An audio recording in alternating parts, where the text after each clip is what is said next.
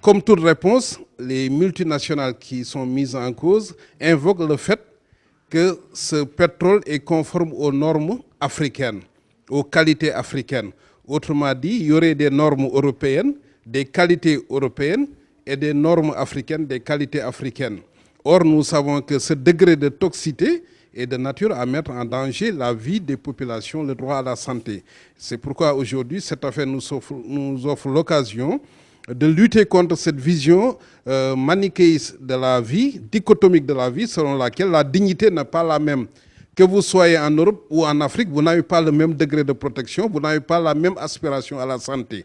Et nous savons que l'Organisation des Nations Unies s'est évertuée à édicter des principes selon lesquels on ne peut pas prendre prétexte d'un cadre légal non protecteur pour faire du commerce lucratif.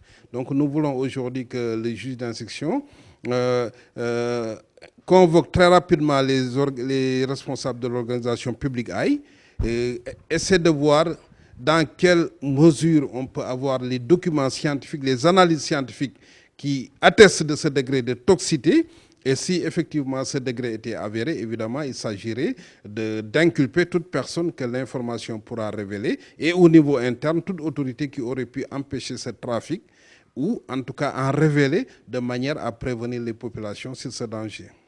Oui, je pense que si les responsables de l'ONG sont entendus, forcément, ces responsables devront assumer leurs responsabilités, c'est-à-dire produire entre les mains du juge les analyses scientifiques qui attestent de ce haut taux de toxicité. Et à partir du moment où la preuve de ce taux de toxicité, de nocivité est attestée et que les normes de l'OMS attestent que de tels taux sont de nature à mettre en danger la vie des populations, évidemment, le juge n'aurait pas d'autre issue que de procéder à l'inculpation. Notre code de la santé et de l'hygiène, évidemment, punit tout, en tout cas tout commerce d'un produit qui est de nature à mettre en danger ou à remettre en cause le droit à la santé des populations. Donc nous avons espoir que cette ONG pourra effectivement étayer la preuve de ces allégations.